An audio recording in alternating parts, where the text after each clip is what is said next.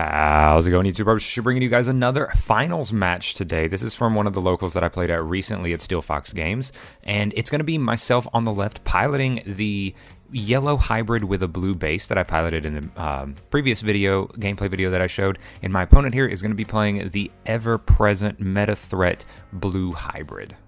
So here, starting the game off, my opponent will have the Madoki Betamon. You always hate to see it. As you know in this list, if you saw the previous video, this list does run things like Howling Memory Boosts and Hammer Sparks, so having Madoki Betamon constantly on the field can quite be the pain, but they also set up a Tommy, so no Memory Tamer, fortunately for me, but at the same time, it is a hybrid v hybrid list, and sometimes the Memory Choke is nice, but at the same time, I also want to set up. So on my turn, I'll go ahead and play down the Vmon and then a Zoe into a TK Kari. This is because I know my opponent, I've played against them before, and I think they might be a little hyper aggressive at some points when I personally would be a little bit more reserved. So I'm kind of hoping that they swing in with this Madoki to get a little bit of extra security check, forgetting about the TK card. But unfortunately for me, my opponent does in fact remember that, and they will just go ahead. They'll play down the dual Tamer Boy, Sora and Joe, and then play down another Madoki. Just kind of be a little extra cautious.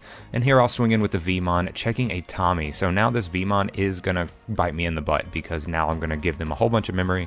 Here we'll go ahead, climb up into a Jet Sylphie, get a little bit extra recover. They're going to go up anyway. I don't really have any way to be a little bit cheaper, so we just go ahead, keep on climbing up into a Seraphimon. So now we're at a solid 7 security. Sure, TK Kari is not going to be active, but it hopefully preps us for a little bit where we don't have to worry about getting OTK'd super early by something like an Azulongmon. So here my opponent will go ahead, Digivolve up into the Kumamon, stripping the bottom source from the Seraphimon. At this point, I'm kind of expecting a Kumamon swing, strip the 2 source from the bottom of the Seraphimon with the Sora Joe, and then freeze me. Does it a little out of order, or not out of order, but does decide to get the draw off the Upa, so they swing in with the Madoki Betamon, strip the 2 sources, just so they can get their draw with the Upa. They do hit a TK, so unfortunately for me, that pesky little Madoki Betamon does live, and then here we just take a Jet Sylphie off the TK search, and now at this point, I'm just expecting this Kumamon to go ahead and freeze this Seraphimon, but I'm wondering if he's going to have the Beowulfmon or the Korikakumon. Does in fact have the Beowulfmon. So at this point, the Vmon does come back to hand, which is always nice, but at the same time, if you saw a little while ago, the Vmon already is in my hand. I do run only 4 rookies, and it's 4 Vmons. So the Vmon being in my hand doesn't really matter. I already was going to be able to Evo it, but he does have to answer it. So, and at this, and unfortunately for me, he will end up getting the extra bonus from the Kumamon. They're grabbing another Kumamon off of a search with a Davis, and basically having a pretty good board state set up. They have a Memory Tamer, have a Sora Joe. My TK Kari was not live because I do in fact have more security than my opponent still. So at this point, I'm trying to decide what I want to Evo on top of. I have a Kazemon in hand. I do decide to go ahead and go over the TK Kari just because I do like the guaranteed 3 memory from the TK. And here, I decide to swing over the Madoki. You may be wondering why I don't just Evo up. I'm not worried about going out on the next turn. I'm not worried about my opponent being able to OTK me. And I don't really want the recovery. I don't want to give them... I don't think I need it right now because I do feel like this Kazemon could easily get swung over or frozen. And I want to be able to keep on getting... being able to climb up. I know from one of the previous searches with the TK and the Zoe that I have a couple of Tamers in security, so I'm kind of really banking on the fact here, it's a little risky, but I'm banking on the fact that hopefully my one of the Tamers comes out of security. Any one of them. I think there's 2 at this point, so I just want any of them to come out of security. So here, it's pretty much I expected my opponent to do. Digivolve into the Kumamon, strip the source. They Digivolve into the Korikakumon, freezing the other... freezing the Seraphimon, and then freezing the Kazemon off the Tommy. And unfortunately for me, we do in fact hit one of those Tamers out of security. We hit the TK Kari. So now I don't have to worry about losing my TK on the following turn by Digivolving up into the Jet Sylphimon. And then they swing in again, and ever so punished, we hit the Zoe, so now I just have free Digivolution fodder, and then here they just go ahead, keep on building up the stack, and then keeping up with the Madoki Betamons, playing another one so that I don't get benefit from this Howling Memory Boost. But unfortunately, I am able to go up to 5 thanks to the TK Kari because I am at lower security than my opponent. So here at this point, I'm trying to think about what I want to do. I need to get rid of the Madoki Betamons. I have 2 Howling Memory Boosts, one in hand, one on the field, and I really just don't want to have to deal with them. So here we evolve up into the Kazemon. Now remember, my whole entire board, other than the Vmon, is stunned. And then we go ahead, Digivolve up into the Jet Sylphimon. Now this is going to be a little bit of a misplay that I do here. I will go ahead and admit. You're going to see, so that's a Vmon. I know there's a little bit of a glare, but I swing over the Korikakumon. Here I should have suspended the TK Kari to give -1 to this Madoki Betamon, because I'm not going to evolve on top of this TK Kari, at least I don't want to. And being able to give that -1 to the Madoki Betamon, I wouldn't have to trade right here with the Vmon. Now the Vmon, I'm going to go ahead and do it because I need to get rid of one of the Madokis, and I also kind of want to go ahead and not worry about and get the free draw off of the Vmon. I would have been able to keep it on field if I wouldn't have done it that way, and then it would be something that my opponent has to be able to answer, so which is kind of unfortunate. But here we go ahead and we do it that way, do it the Krusty way, trade, and then we just go ahead and evolve up into a second Jet Sylphimon. This way we get a little bit of recover. I don't have a tamer in the source, so I'm not going to be able to get the free Evo, the cheaper Evo, but at this point it really doesn't matter. I just kind of want the recovery. I do have a big board state that makes my opponent hard to deal with, and if they want to freeze the whole board, they're going to have something like the Howling Memory Boost, like unfortunately for me my opponent has. So at this point, none of my board is stunned. They do get the draw here off of the Kiaro underneath the Siako with the Howling Memory Boost, and they will go ahead swinging with the Beowulfmon. The Beowulfmon is not frozen, and it will strip the last 2 sources underneath my Jet Sylphimon. So I'm halfway expecting something like a double Korikaku here, because I think we've only seen one, yeah, I think it's only been one. So, but fortunately for me, my opponent doesn't seem to quite have it. I would think that that's what they were going to do pretty often. So here they spark, they go ahead, go up to 3, play down the Strabi. So that pretty much throws away the option of maybe like a double Korikaku, and then they'll take the Tommy here off of the search. So I expect maybe the Tommy to come down. Maybe if they have a Korikaku in hand, I'm already going to go to 3, so they might freeze by Digivolving on top of the Strabimon. So here my opponents kind of think about what they want to do. They really need to try to answer something on the board. The only thing that's answered on the board currently is the Seraphimon, which does have the Security Attack +1, which is always good to answer, but they don't quite have it to freeze anything else, so they just drop the Tommy to set up for further plays in the future. So here at this point, I really do have to try to clear my opponent's board. They have 3 Tamers set up, a Memory Boost in the back, and I have to go ahead and be a little bit dangerous. So here we Digivolve into BT4 War Greymon, swinging in, using the effect to give -6 to the Madoki. That way I can finally use my Memory Boost and any Hammer Sparks that I have in hand. I think I may have 1 at this point. And then we go ahead, restand, just in case we hit something like a Spark, and then we'll swing in with the Jet Sylphy, remembering that I should probably pop this Memory Boost before I run into a Spark, and then we swing in, we live both checks, so we do put on a bunch of pressure on our opponent. We pop the Spark, go up to 3, and we're able to Digivolve into EX01 Magnamon. That lets you restand on Evo if you trash the top card of your security, so we will unsuspend, and then by trashing, unfortunately for us, the Wyvern's Breath, and then on attack, you are able to recover if you are at 3 or less security, effectively keeping us about the same. Something like if you have like a Dynasmon on field and you have a War Greymon, stuff like that. But it puts on a little bit of aggression without losing too much. So unfortunately, I don't have like another Spark into another hybrid here. So I'm just trying to think about how I deal with this board state. So here, I go ahead, I strip the bottom source using a Howling Memory Boost and freezing the Strabi.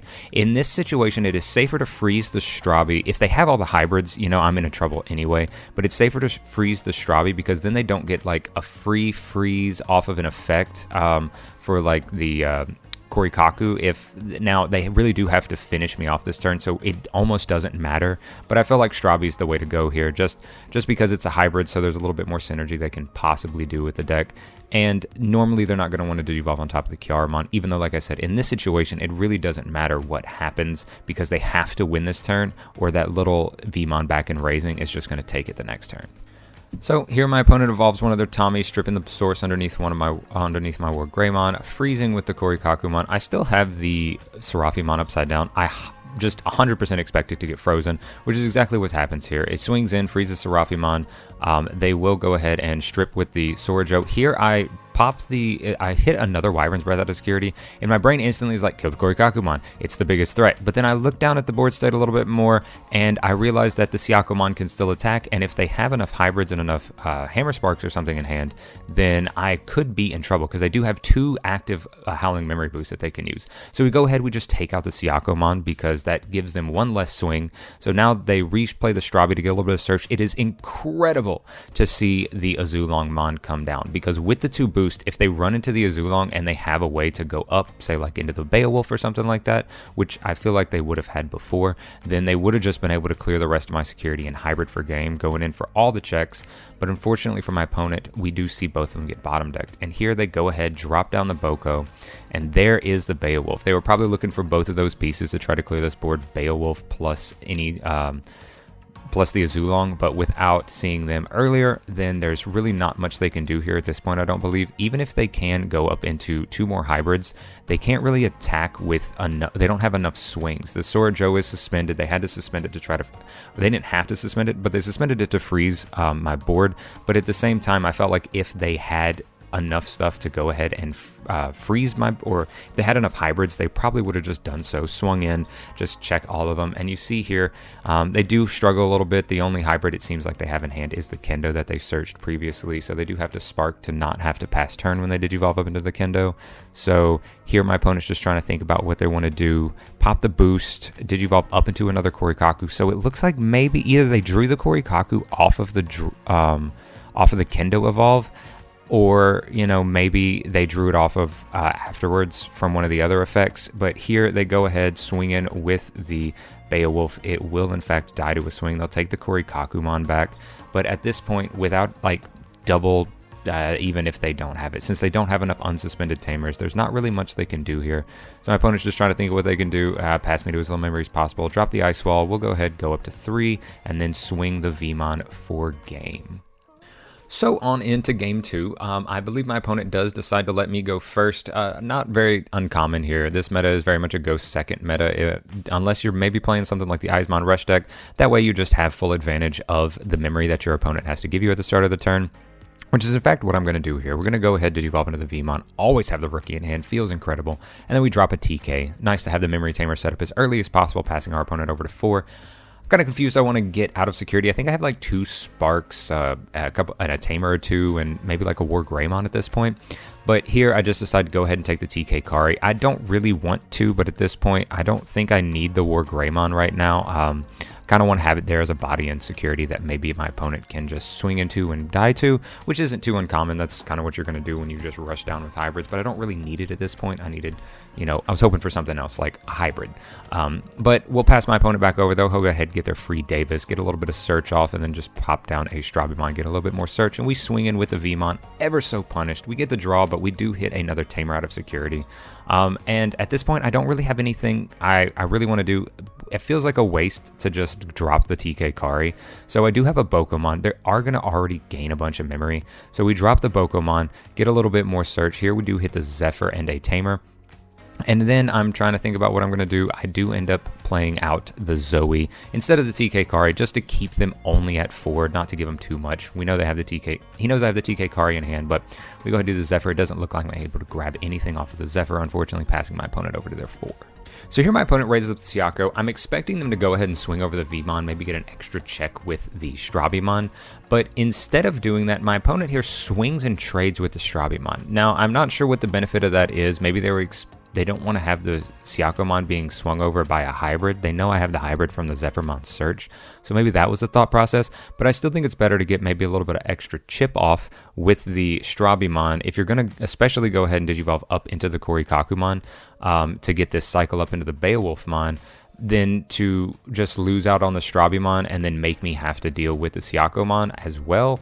But my opponent does trade and then leave the Siakomon on the field, not swinging it, I guess trying to keep from having to worry about me cheating up into something like a Jet Sylphimon. And then they just hard Evo into a Azulongmon on turn 2. Now this is kind of a strong play, but at the same time, without a big board state and knowing that I have Wyvern's Breath, it is a very risky play because then I can just he risks me just dropping a Wyvern's Breath. Sure, it passes him to 5, but he doesn't have quite the board state. But unfortunately for him, I don't quite have it. But because we're not worried about the Pokemon living after we evolve into the Zephyrmon, we just go ahead, get a little bit of check in. It does die, thankfully, so that keeps the Azulongmon from having a check. And then we just rise Greymon up into dropping a Tamer up into the Seraphimon. So now we're able to set up a little bit of board state. I do have the Jet Sylphie in hand, but I get more benefit from the Rise Greymon because I don't need the recovery as much because I'm going to go up into the Seraphie, bringing me to 5, and being able to play down the Tamer for free. If they end up hitting something like another Tamer out of security, or I have the memory to just play another Tamer, then this Seraphimon can potentially swing for 3 checks the following turn if they aren't able to strip all the sources underneath, such as the Rise Greymon. So here my opponent Digivolves and Raising with a Madoki, and glad to see it not on the board because being on the board it's kind of a pain. And here they'll go ahead Digivolve into the Kumamon, go ahead strip the Zoe source, which is really smart because the Zoe is giving my security a little bit of extra DP, and I had Digivolved into the Zephyrmon, so it has +6. If they wouldn't have stripped the Zoe here, swinging with the Azulongmon would have just straight up died to this Jet Sylphimon because it would have a +6 being at 13k. But they go ahead swing in. It's still a little bit of a risky play because if they hit any of my Megas, then this just hard goes down to something like that because all of my Megas are 10k or above. I think actually most Megas in the game are 10k above now that I think about it. But then they'll go ahead Digivolve up into the Beowulfmon for 1 and then strip the last source underneath with the Howling Memory Boost and freezing my Seraphimon.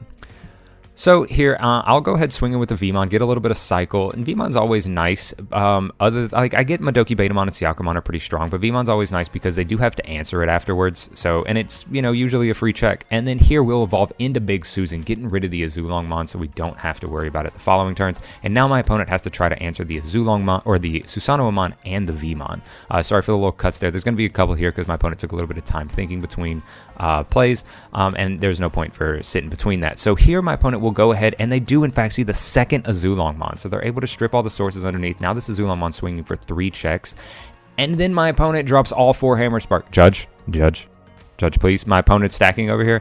All that being said, jokes aside, here I'm thinking that they're doing it just to keep away from something like double, triple Hammer Spark in security, but with Madoki Betamon on the field, it's not really a thing. But I'm guessing they're missing any way to finish out the game. There's no way for them to spawn a body on my side of the field, so they drop a Davis to get a little bit of a search, finding the Kendo Garurumon, and then here they'll swing in 2 checks, hitting a TK Kari and a Zoe out of security. That'll put me at 4 Tamers on field, and is also a pretty nice setup for, if they can clear my board, then I have plenty of Tamers and plenty of memory to go into. And then at this point, my opponent's still just trying to think back what to do. They go ahead, swing in. Because of this Madoki, they are going to live to the Spark. It won't pass their turnover, and then they'll swing it with the Madoki. Here we don't let the Madoki die. I don't know why this happens. It stays on board until the end of the game, so sorry about that. It doesn't end up affecting the end of the game state. And then this is where my opponent was going to pop the Howling Memory Boost to gain 2 memory and then go into a hybrid, but that Davis was freshly played this turn, so it will be unable to attack if he goes ahead and Digivolves up into a Digimon. So at this point, my opponent really doesn't have anything else they can do, unless they have the Ice Wall, but even with an Ice Wall, I have double TK Kari and less security than my opponent, so I'm going to go up to 7. So here they go ahead, drop down the Sorajo, passing me over to 8 memory, and at this point, it's just swinging with Susan, and just go ahead, we live both checks, and then we swing in Vmon for game. So guys, that will be the match. I know it's a little bit more of an unorthodox yellow hybrid list. It plays a lot different like most lists because we run a whole bunch of stuff like the much more aggressive top end along with these blue options, but I like any deck where I can jam Vmon and run things like Hammer Spark and Howling Memory Boost and stuff like that, and it works out pretty well. This was a finals match that I was able to take away from blue hybrid, so it's nice to see the titan of the meta go down to my unorthodox list. But with all that being said, guys, thank you so much for watching to the end of the video. If you did enjoy the content, be sure to leave a like on the video, subscribe to the channel for more gameplay, rulings, and deck profile videos. Leave any comments down below about the deck list or any other questions you have. But until next time, guys, have a great one, and best of luck in the Ultimate Cups if you're playing this weekend. Peace.